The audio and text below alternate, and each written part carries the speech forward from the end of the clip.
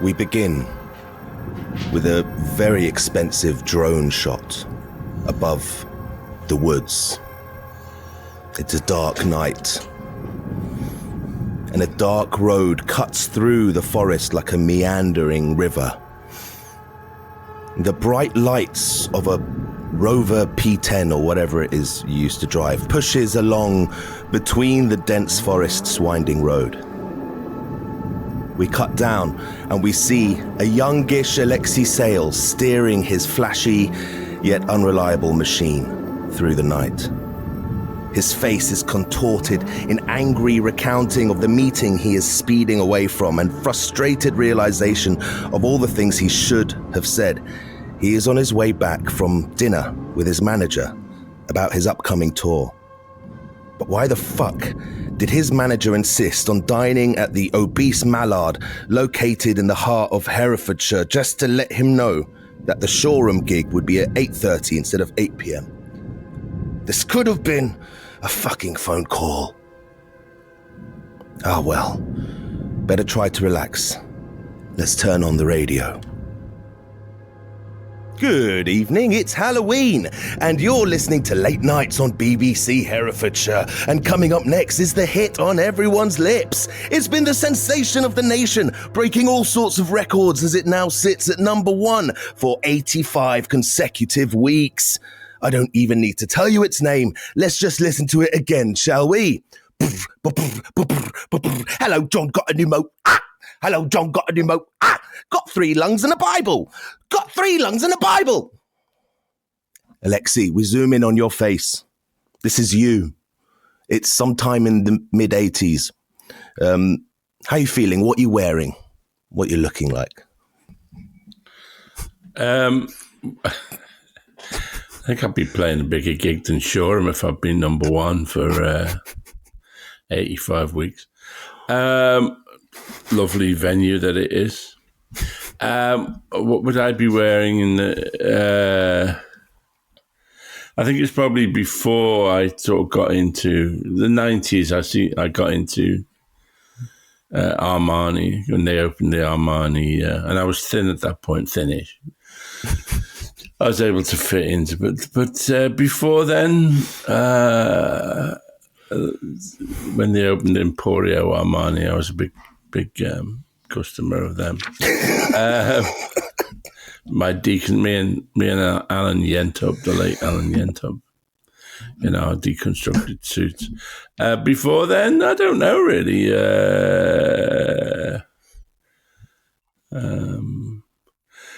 Well, I had a tailor actually. I did have a tailor, so I might really. Have on. Yeah, Sherlock Hart, he was called, and he was a very good tailor. So I might have had it, but just I realised the reason I started going to Emporio Armani because I realised even if you tell a tailor, ask a tailor to make you a suit, so your ideas are less good than Giorgio Armani. So I just got this guy to make me a lot of really quite banal suits. But let's say I would be wearing a suit in what do you call it? Prince of Wales check. Mm-hmm. And a 3-button top, a polo shirt, and shoes from where I get my haircut now is beneath John Rushton's shoes in I think it's in Wimpole Street. This is going to lose us. I mean, I don't know which is going to lose more listeners. Is this stupid storyline or this what you've asked me? But as soon as you asked, you haven't heard the storyline yet. The storyline hasn't started. My shoes would have come from John Rushton in where was he? He was in Brewer Street then. Yeah, we get a nice close-up shot of your foot pushing down on the pedal. Very nice. So you change into nice 6th gear. You've got some automatic. There's a P5B, just to correct you, it's P5B, and it had a 3-speed Borg-Warner automatic gearbox.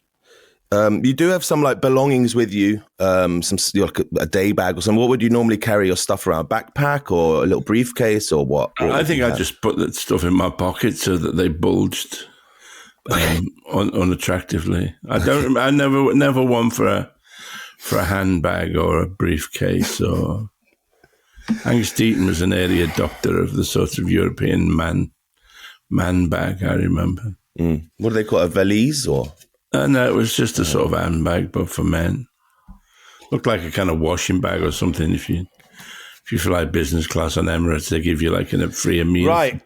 So what we're doing here, listeners, is we're playing like a D&D like with Alexei Sayle. All right. I would like have switched off by now, yeah. We're not playing with the full 5e rules. I'm not going to make him roll 100 million dice. Kind of simplifying the rules of D&D. Okay. But we're going to do a bit of role play with Alexei here.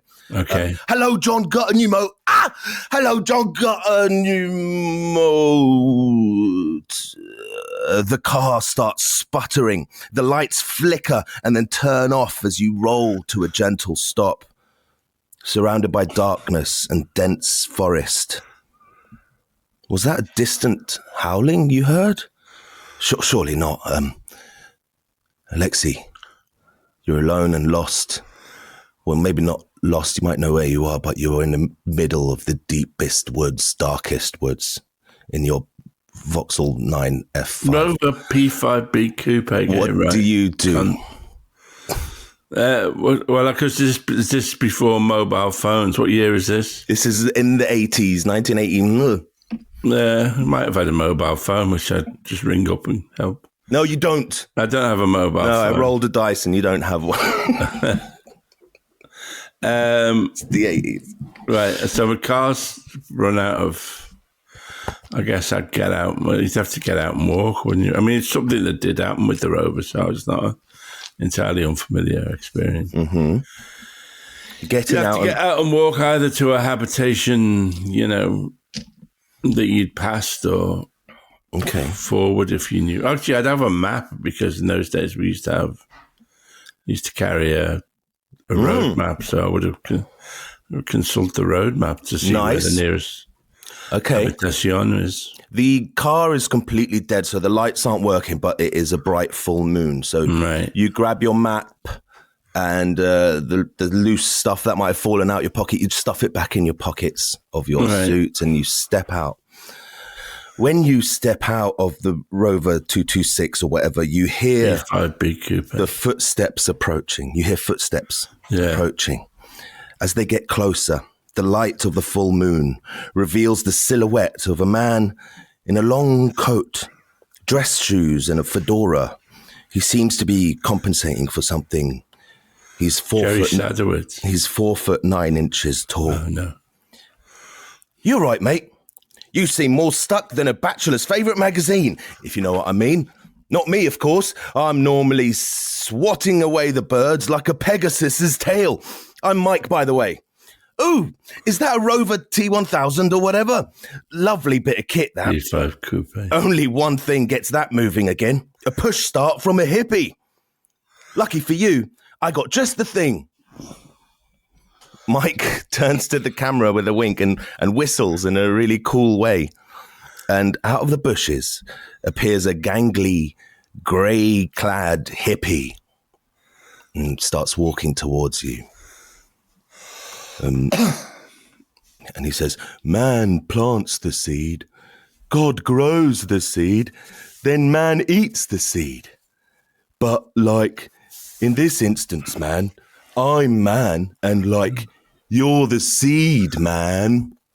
The hippie opens his mouth wide to reveal two enormous fangs before lunging for you.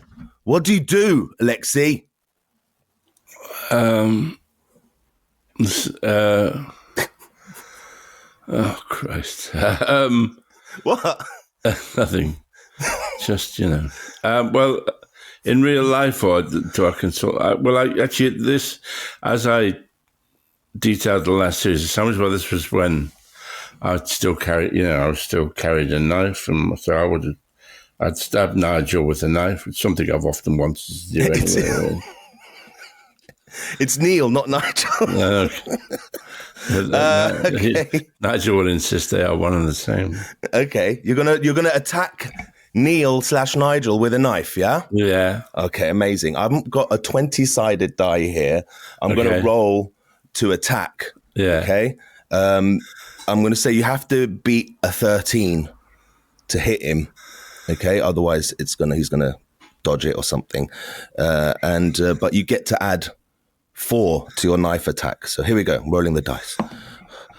You rolled a 19 plus 4, 23. Okay, you lunge at Neil and you stab him with this knife. All right. And he shrieks a massive shriek. Okay, and you've done some real damage to him. And he's nearly dead, but he's not giving up. He's going to try and bite you still. He's coming at you for your lifeblood. He's going to roll to hit you. He rolled a 7, Alexei. How do you deflect or dodge, or what do you do to evade this coming bite attack? I don't know, sideways step. Sideways step, and I assume you go for another stab as you dodge. Yeah. Let's roll to attack this one. Okay, that's a 10 plus 3, 13. 13 is what you needed to beat him. You strike a killing blow at Neil the vampire. This is what you spend evenings doing, isn't it, with your friends? Quite often, yes. Good. No, that's good for you. Well done. Good for you. Oh, you don't know what's in store yet. You'll see. Okay, as soon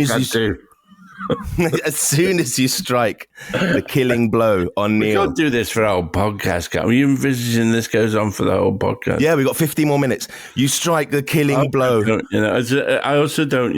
I don't believe in Halloween myself. I see it as an American import. It's another aspect of consumer capitalism, really. So I don't. Anyway, carry on. Go on. Some of the greatest horror writers are British, and they did it before. Horror. It's nothing to do with Halloween. They're still doing horror, and this is just it's autumn. The leaves are falling. The nights are darker and longer, so it's a good time for spooky shit. So whether it's Halloween or not. This isn't our Halloween special, then. What should we just call it? The Alexei Horror Special. You just. No, I don't mind. I don't mind calling it Halloween special. I just want to emphasize my disagreements with my ideological disagreements with Halloween. Okay, that's fair. So. This is going really well. Yeah. As soon as you strike the killing blow on Neil, he lets out an ear-splitting shriek, and he crumbles into a pile of dust. Okay?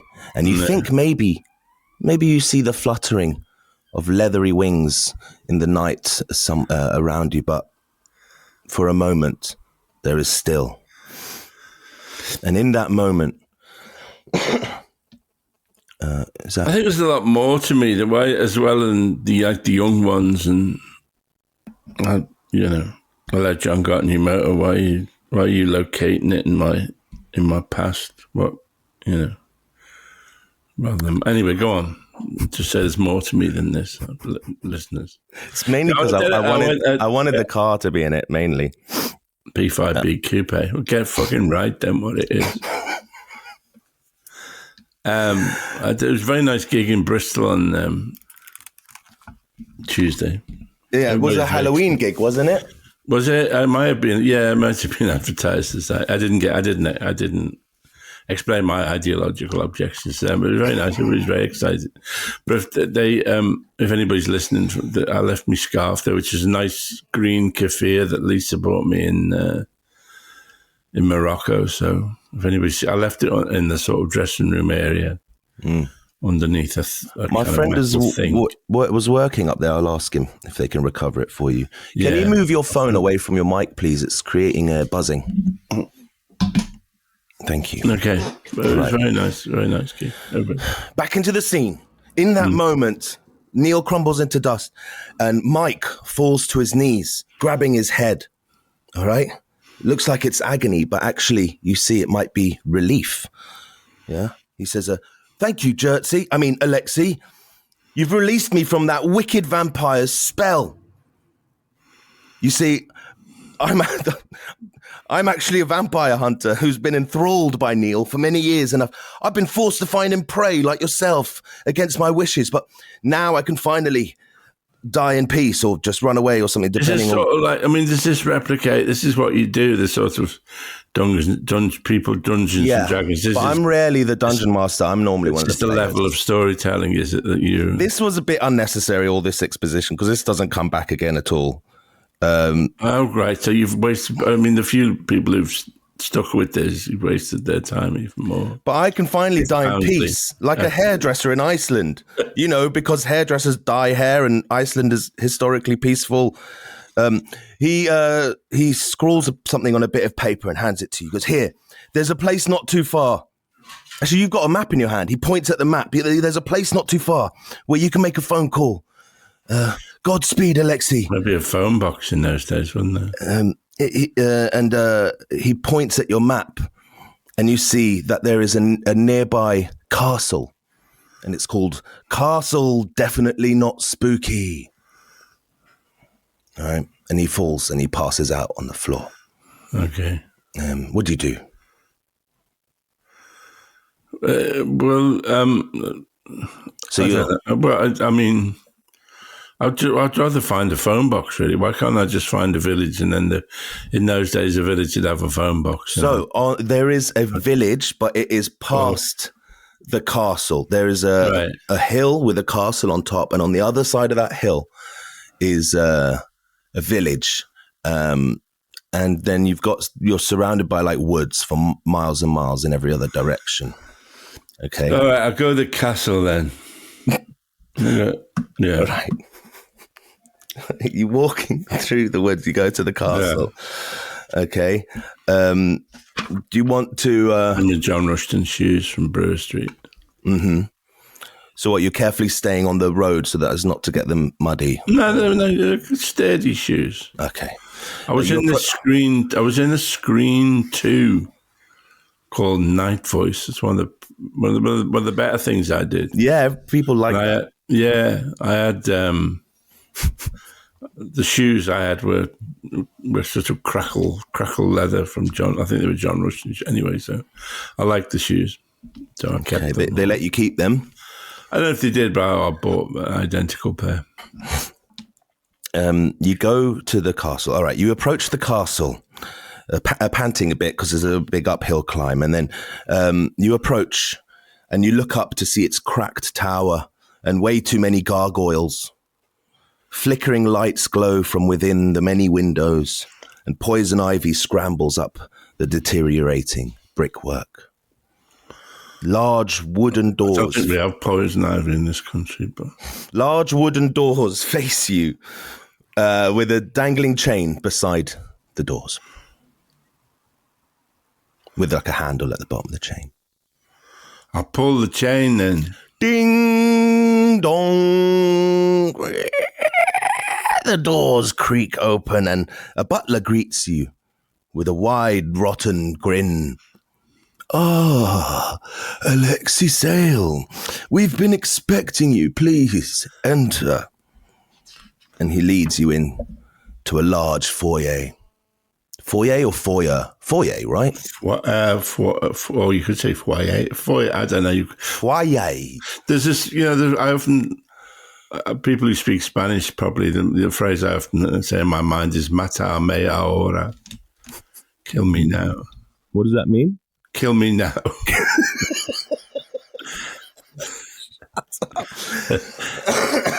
You're in this large foyer, and there's a huge chandelier. 2 grand stone staircases leading in to your left and to your right, and there's another set of big double doors. Yeah. God, your phone is buzzing into the mic. It's quite a way away. I'm just charged. Well, it's charged, so... Is that any better? Okay. Yeah, thank you. My name is Butler, played by Stephen Fry. Well, you are positively... This gets worse. Yeah, you're positively drenched. Oh, yeah, it's been raining this whole time.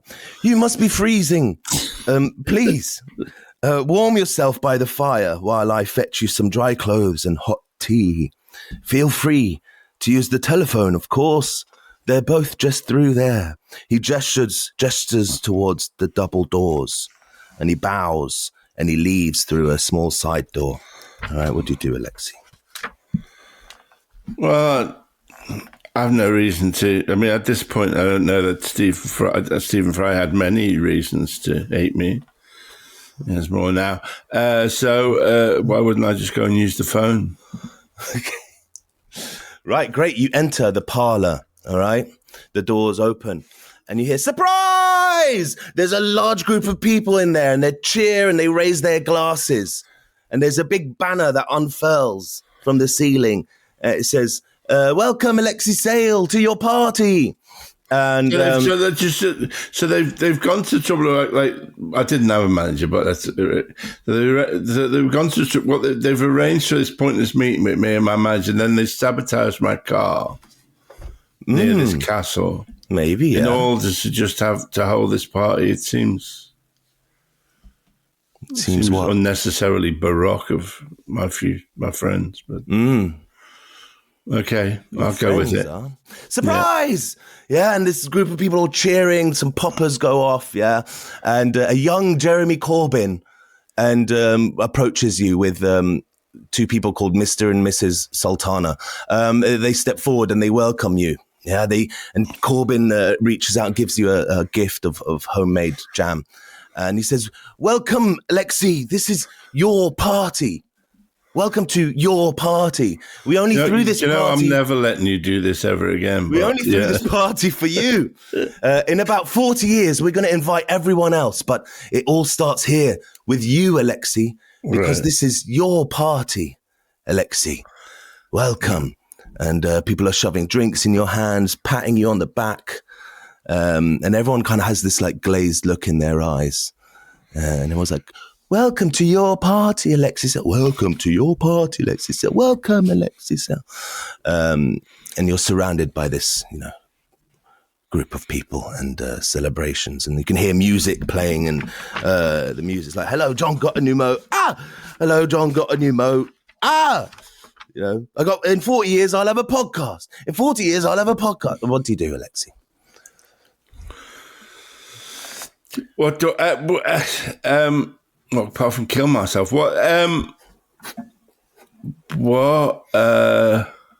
you can remember, you can like talk to people, you can ask people questions, you can like examine things or examine your surroundings, you can interact with objects, you can go anywhere you like.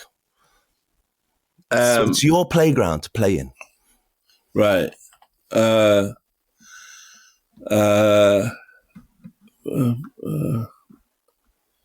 Or can I leave? Yeah. Everyone's kind of like got this glazed look in their eyes, and they watch you as you slowly back out of the room. And this party like is kicking off, and it was like, Alexei, where are you going? And you slowly just kind of close the doors until the noises are just like muffled behind these big wooden doors. Now you're in the foyer. There's two staircases. Where's the phone? Have I used the phone yet? The phone was in the parlor. You've just left the parlor. Oh, can I go back in and use the phone then? Okay, cool. You take a moment to gather yourself, take a deep breath, and go back into the party. And they all go, surprise! Surprise! And Jeremy Corbyn comes up to you, gives you a jar of jam. Welcome to your party, Alexei Sayle. In 40 years, we're going to invite everyone else. But for now, this is your party. Welcome. Yeah, so I was just using the phone, thanks. Oh, you need the telephone. Of course, Alexei. Come, follow me. And he guides you through the parlor, through the people. He's like, mind out, the VIP needs a telephone. And he pushes everyone to the side, and he leads you to the fireplace on the back side of the parlor. He goes, to use the phone, Alexei, all you have to do is run as fast as you can through the fireplace. And it's like a big fireplace. It's not like a small, suburban, this is a mansion, huge fireplace. And he's like, you have to trust the party, Alexei. You have to trust me, and just if you run full pelt into that fireplace, I promise you will emerge in the other side where there is a telephone that you can use. I know the 80s were a long time ago, but you didn't have to run through a fireplace just to use a phone. It was a lot simpler. There's something weird about it, but do you want to roll an insight? All right, check? No, I'll run through the fireplace. You're going to run through it? Okay, you have your faith. You put your faith in Jeremy, you run full pelt into the fireplace. And as you're approaching the fire, you kind of close your eyes and shield them, but you kind of feel this whoosh. And then suddenly the sound is gone, and the air is now like quite cold, and you open your eyes and you find yourself in this stone room. Nobody's going to be listening to this by now. Anyway, go on. And you find yourself in this stone cold room with a stone slab in the middle. And there's like candles placed strategically around the room, maybe in some sort of like pentagram shape or something. Thinking of getting my flu jab today. And then there's... That'll be a high spot. You on my day. There's the smell of like incense and sage in the air. You turn back to look behind you, and the fireplace is kind of just more of a fire pit now, with like this cauldron hanging above it and this weird green bubbling liquid in there. And you see Jeremy lie to me then. Jeremy, he comes through behind you, comes out of the fire, walks out and joins you in this room. And he explains, Alexei, we are planning to change this country for the better, to bring justice and peace and social equality to our country. But we need you first, yeah? We need your help and your sacrifice.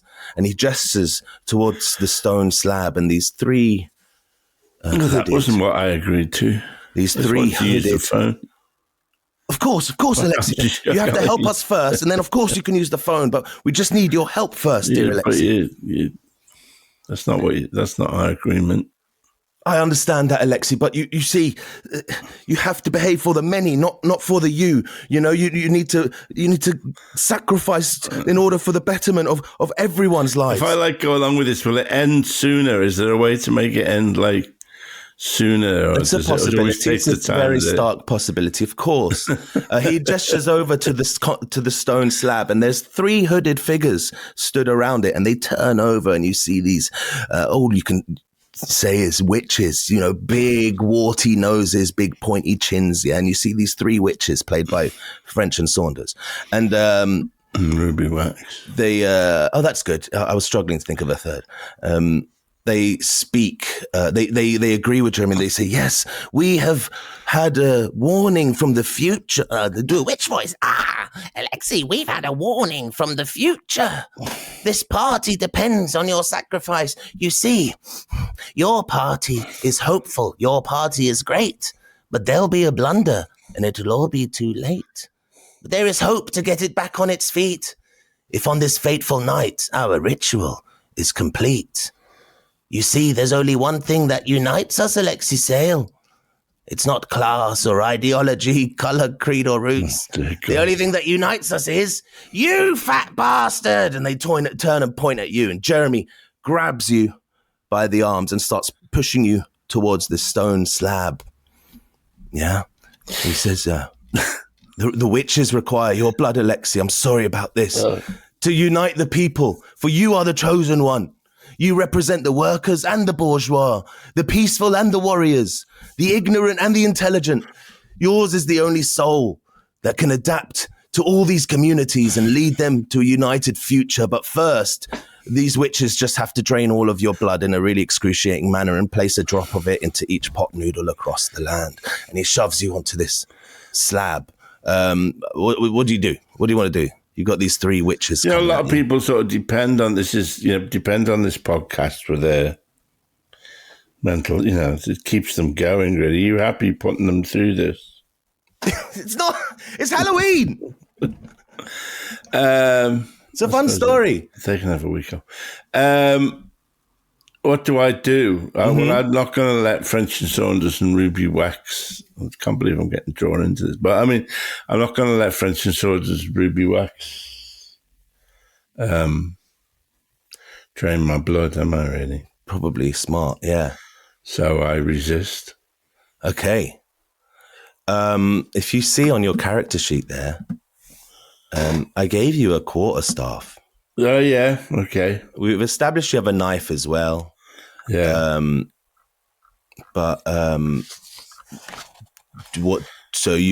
got these people around you. Do you want to? What are you going to do to resist? You have to describe what you're going to do. Bash their brains out with me stuff. Okay, amazing. All right, sick. All right, I'm going to roll 2 dice. You're going to do it because you're going to do a double attack. Who invented all this? I mean, does it have a history? This kind of this A guy nonsense. called Gary Gygax. Gary Gygax. Gygax. I think that's his name. Yeah, back in the 70s, and changed a lot of people's lives forever. A lot of lonely nerds who didn't have confidence or friends found, community in getting together and creating these fantasy worlds loosely based on the works of J.R.R. Tolkien. Well, how did he spread the word? He published a book called the Dungeon Master's Guide and the Player's Handbook and the Monster Manual. So 3 books, and people could buy these books and learn the rules of the games. And there was like a character sheet on the back page that you could copy and make up your characters. And then people started meeting IRL and playing. This was, exactly. Yeah, before the digital revolution, the people would meet in real life and actually play games together in a room, in a shared space, normally in a garage or a basement or something. And their mother's basement where they all live. Yeah. And the game has evolved over the years. Are there conventions now? There are huge conventions. I feel like Scheherazad's just asking questions. There doesn't even need to be, and now it's gone beyond, having to be set in the fantasy kind of Lord of the Rings kind of world. As you can see, you can just set it in the real world. You can create horror worlds. There's like sci-fi versions of it. And it's really cool way for people to be creative and tell stories together, and people get really attached to their characters as well. I have about 3 characters that I'm playing at the moment in various games, and it's a very popular IP. Did you see the Dungeons and Dragons movie that came out a couple of years ago? Sadly, I didn't know. Tell me about it. It's really good.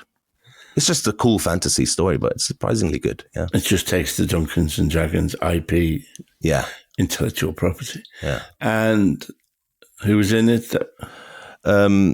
Chris Pine.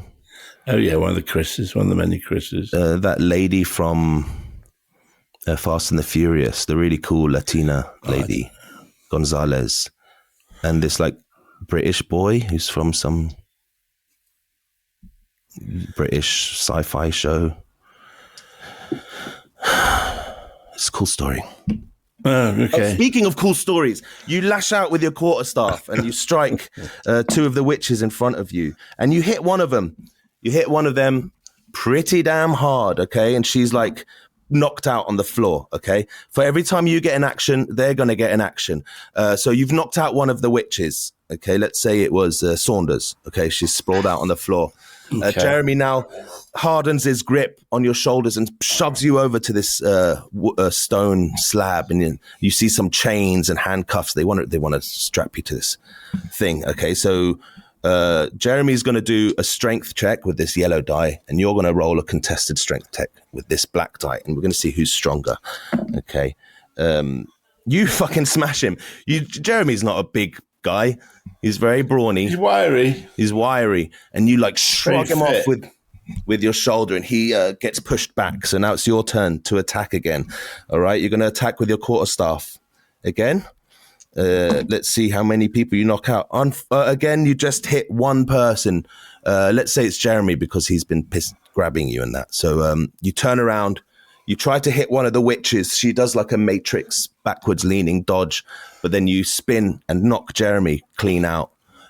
His trifocals go flying across the room. And you are left with 2 witches. So how can these things end? It seems like it's going on. This story has an ending. Don't worry. It does have an ending. I've written something called a one-shot. Normally when you play D&D, you play a campaign, which is an ongoing saga that goes for... Some people have played the same campaign for like 40 years with their same group of friends. This is called a one-shot. It's got a beginning, middle, and an end. Well, maybe we could get to the end faster if I just cooperate. Yeah. That's a big part of it. Hostage. The witch misses you. She comes at you with a claw attack and tries to scratch you in the face, but she misses. The other witch comes at you too. She rolled a 3 as well. She misses too. They're not very deft. So I'm assuming you're going to attack again with your quarterstaff. Yeah. Let's hope both die. Roll. Yeah. Let's hope That's both what I'm die. going to do. Yeah. you want to describe a cool move you're going to do? No, not really. Okay. Again, only one hits. Okay. Ruby Wax goes flying across the room. You do this crotch strike and send a launcher up into the air. And it's just you and Dawn French now. She's going to come at you with her claws. She rolls a nat 20, Alexei. That's pretty bad. She rolled a 20. in every possible way, yes. On a 20-sided die, she rolled a 20. She's going to get double damage on this attack, okay? So if I just died, if I just killed myself, would that end the game? That's true, yeah. But you wouldn't do that. You don't want to be defeated. You want to win, don't you? Don't you have a competitive spirit? I do, but it's hanging on by a thread at the moment. Dawn French claws at your face, takes 7 damage of your 21 health, yeah, bringing you down to what? 14 health, okay? And you get these 3 claw marks across your face, yeah, and you're bleeding out from your face. I bet you're really pissed off now. Yeah. Okay, you try and strike at her, and you roll what you needed to hit Dawn French, okay? Tell me, she's the last person standing. How do you take her out? What's the move? It's not Dawn French, it's a witch played by Dawn French. Staff poke in the head. With a simple poke in the head, you knock her out. Okay. And that's it. You are... Because people there's not like... there's so many things happening in the world at the moment. People yearning to hear what I say. It's not like... It's called escapism. It's just one episode. We're trying it out. You're going to see how much people love listening to this shit. Have some fucking enthusiasm. I'm going to post on the Patreon, yeah? I'm going to show everyone all the work I've done on this, all right? I'm going to post the flow chart I made. People want to know what I think. I'm going to show send all the writing I did, the pages and pages of writing. I'm going to post that all up onto the Patreon. If only it's seen me the last through image another week. is just going to be your face. I could hear what Alexei thought about Trump and Xi Jinping. It see me through another week, but sadly I didn't get to. Anyway, carry on. Go on. What do you want to say about that? I had nothing really. Well, I don't know. I'm stuck. You're alone now in this ritual room. Okay. You've got that fireplace behind you, but you know that through there is a large group of people who won't be very happy to see you still walking around. Do you want to examine the room and see if there's another way out? Yeah. Okay. You notice in the back corner of the room, there's a bit of light bleeding through what seems to be like a crack in the wall. But it's like a very straight line with light kind of shining through it. It reminds me of a really upsetting dream, this. But then you get carried on. Yeah. What do you do? Well, there's a crack of light. Yeah, I go towards it and use my staff to prise open the owl, which gets me out of the building. Amazing. You find that there's this square of stone that just kind of really smoothly glides to the right as you prise it with your staff, and you have to lower your head to go through this gap. And you notice that it was a hidden doorway behind a bookshelf. I bet it was. Behind a bookshelf on the other side, and you find yourself in an upstairs hallway in this mansion. Okay. You walk down the hall towards a strange door at the back. No, that doesn't make sense. You go down some stairs first, and then you find a strange door. There's a door, and it says garage above the door. Okay, and it's locked by some strange mechanism. There is a plaque beside the door, and it reads, "This door can only be opened by fire, phonetically speaking." What do you do? Can only be opened by fire, phonetically speaking. What does that mean? This door can only be opened by fire, phonetically speaking. I don't know. This in D&D is what we call a puzzle. It's the only puzzle in the game. I hate puzzles. It's the only puzzle in the game, and I'll tell you this, it leads you to the ending. Oh, Christ, well, I'm motivated now, but I'm not very good at puzzles. The only thing that'll motivate you in D&D is that it will finish. Yeah.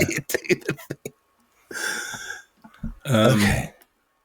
You can do stuff to help you. Do you want to examine closer the door and the mechanism? Well, I'd like to know how can I find out what the puzzle is or how? Okay, do you want to do a wisdom roll? Phonetically fight them. I'll do a wisdom roll for you, okay? Yeah. And I'll give you a clue if you roll high enough. Oh, God, you rolled an 18. Okay, really good. Okay. So this door can only be opened by fire, phonetically speaking. Phonetically speaking seems to really stand out to you. Phonetically speaking. What happens when you speak phonetically? This is like... I don't know, you just say words. Yeah, but isn't there a phonetic way of My mind's gone, but I think this game's giving me Alzheimer's. I'm losing the use of language. Of all the things you've said, that one hurt. That is not what a creator wants to hear when someone is playing their game. Phonetic. What's phonetic? I've forgotten what phonetically means. And then phonetic. You think of that word, phonetic. What normally follows that word? Pronunciation. What else? Really, what you need, at first, you really needed the AA or the RAC for your Rover 390. But now you're thinking you probably would rather get the police over here or the fucking army, right? Phonetic, police, army, phonetic. If you were to describe to the police the number plate of your car, how would you read it out to them? Like BMT 527H. No, they don't understand that over the phone. That's not how they say letters on the phone, is it? Oh God Almighty! This took long. The United Nations phonetic alphabet. This door can only be opened by fire, phonetically speaking. India, Romeo, Echo. Creak, creak, creak, creak, creak, rattle, rattle, rattle, clink, clink, clank, clink. The mechanism starts whirring to life and the door slides open. You step forward into a vast garage, yeah? And the garage door slides up and opens, revealing the woods and a road out ahead. And the lights come on in the garage, vroom, vroom, vroom, and it reveals a huge tank in the middle of the garage, a tank of your choice, whatever the hell you want it to be. And then next to the tank, there is, a set of keys, a helmet, some goggles, and a cool leather jacket. This could be your way out. What tank is it, Lex? You get to describe a tank.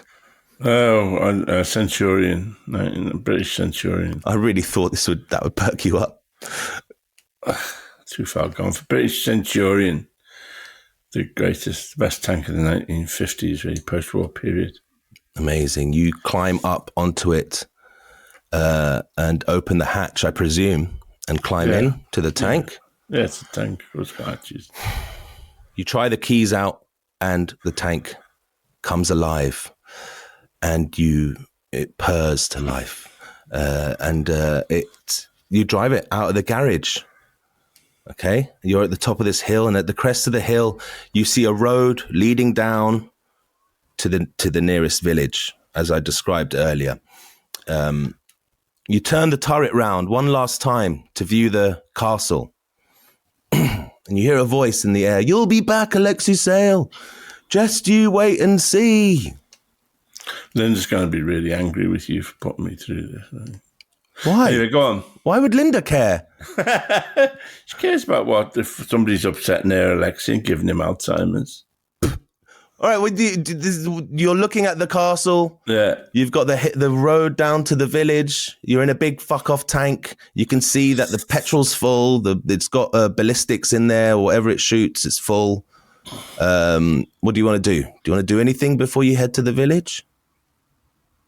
No. I just want to get there. You don't want to shoot? Okay, you could have shot at the castle. No, forget it. No, I mean, they forget left them behind. You turn around and you drive down the hill. Those people okay, are you're driving down the hill towards the village. And as you're driving down, big grin on your face, Alexei Sayle saved the day, survived this castle of maniacs. Yeah. You start to hear a weird hissing.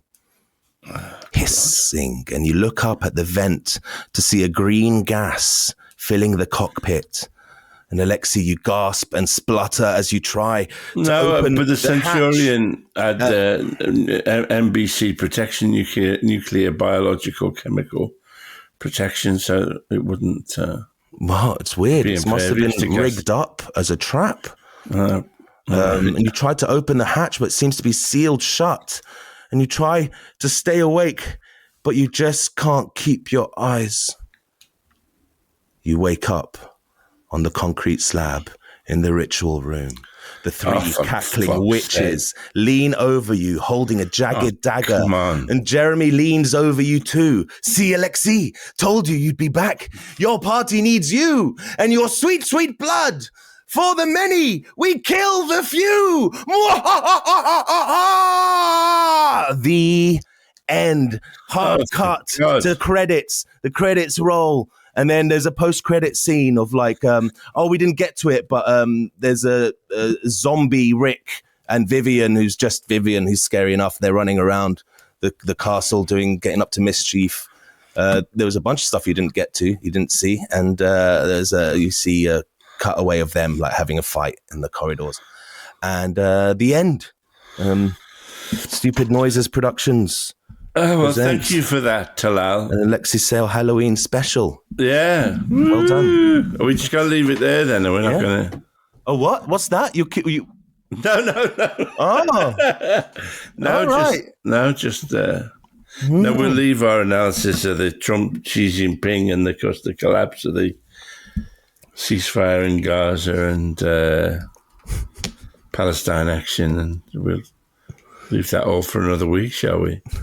What else is... I suppose Liverpool's defeat last night to Crystal Palace in the Carabao Cup. Yeah. Oh, no, we won't talk about any of that. We won't. We'll just leave it there. Hey, man, it's a fucked up world out there, and I hope we've given a bit of escapism, a bit of a release with this. I hope you enjoyed this at home, this experiment. Please go to patreon.com/Alexei Sayle podcast. You can watch full video episodes, and you can watch Alexei's face while I'm reading my hard work. You can also watch Alexei, Lisa, and Nigel watch The Young Ones. And I'm going to put all the fucking...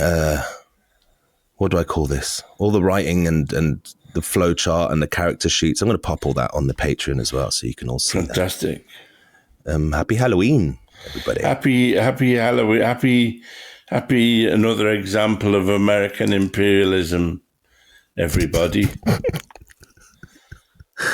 Trick or treat. When's Black Friday? Smell my feet. Give me something good to eat. Black Friday's at the end of November. Come on, Alexei, you're saying you didn't enjoy that at Hang all? on, what'd you say, Linda? And bloody stupid Halloween. I know, I said that already. Said bloody stupid Halloween. Yeah. Bloody stupid Halloween. Come on, is there not anything you liked about that game? Nah, well, I mean, there's the dramatic tension there. Mm-hmm. Was, it's different. It's not. There's not a lot in there that I liked, really. I don't want to demotivate you. I mean, very. Oh, I don't care. Different strokes for different folks, isn't it? Yeah. Well, I'm sorry, and you're welcome. Yeah. Thank you. No, it was making an excellent episode. We see might be a tremendous uptick in listeners. And if it Especially was... with that 9% of our 10 million viewers of the videos in the Philippines, might connect with them profoundly. And if there's a tremendous uptick... If it ends up being our most popular episode, would you I feel consider doing more? I'd have to, wouldn't I? Become a D&D podcast? This is a democracy. Well, yeah, I'd have to. If this turned out to be our most popular episode. It's like the bloody myth of Sisyphus. It's a man, so angered the gods that he endlessly had to play Dungeons and Dragons. There's this fitting punishment.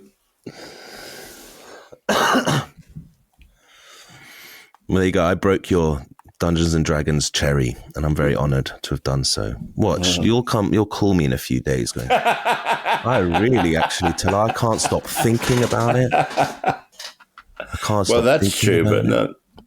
So I left it on a cliffhanger, so, next Halloween. All right. You never know. We'll see how this goes down. I was very nervous about doing this. Well, I think I helped. Yes. I helped. Should we say bye-bye then? Please. Bye-bye.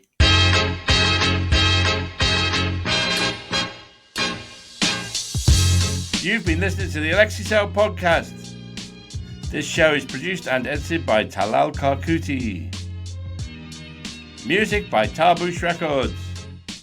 Thanks to Audio Boom for hosting us. Please keep your emails coming in at alexeisaylepodcast@gmail.com. Goodbye.